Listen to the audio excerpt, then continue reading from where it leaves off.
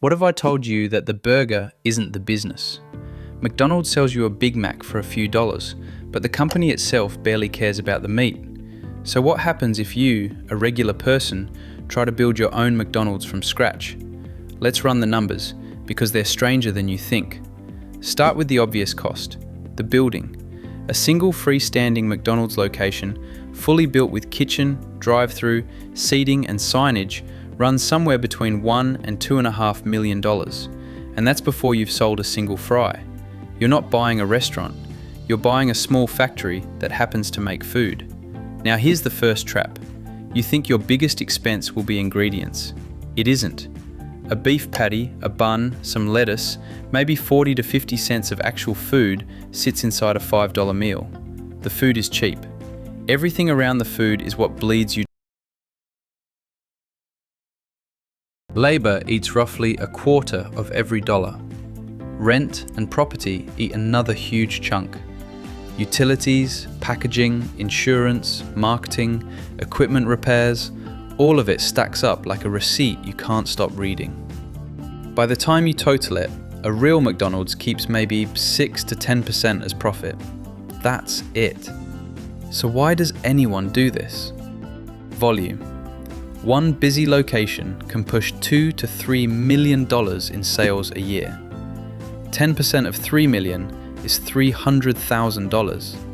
Suddenly, that thin margin looks like a fortune, but only because the machine runs at enormous scale. This is the whole secret.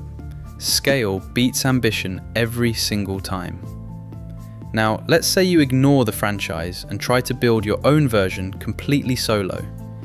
Here's where the economics get brutal. McDonald's doesn't pay retail for anything. They buy beef by the millions of pounds. They negotiate. Their supply chain is so massive that they can sell a cheeseburger for a price you literally cannot match, even if you work for free. This is the part most people miss. You're not competing with a restaurant. You're competing with a logistics empire wearing a clown costume. Every truck route, every freezer, every supplier deal has been optimized for 60 years. A solo operator buying patties at the local wholesaler is paying double, sometimes triple per unit. Let's talk about the franchise route, because that's the realistic path. To open an official McDonald's, you need around $500,000 in cash that isn't borrowed. Not your total investment, just the liquid cash.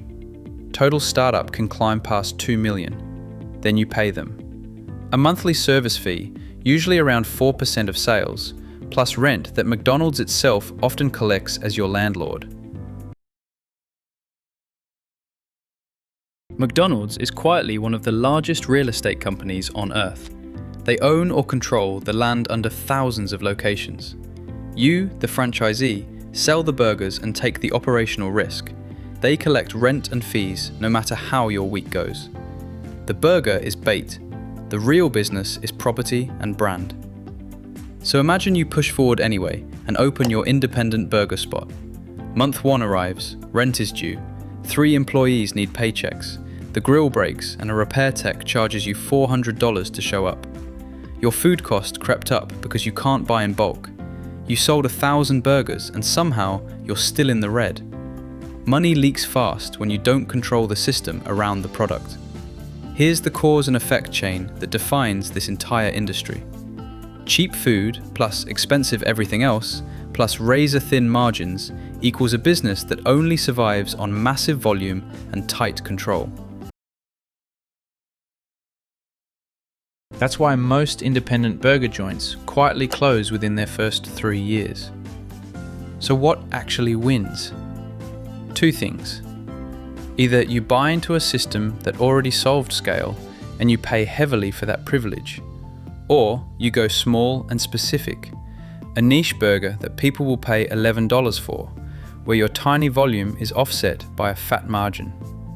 Trying to be a cheap, high-volume McDonald's clone on your own is the one path almost guaranteed to fail. Here's the takeaway worth keeping. McDonald's isn't successful because the burgers are good. It's successful because the math behind the burgers is ruthless, repeatable, and built on a scale no individual can copy. The next time you grab a value meal, remember, you're not buying lunch. You're watching one of the most efficient money machines ever built hand you food at a price designed to make you come back tomorrow.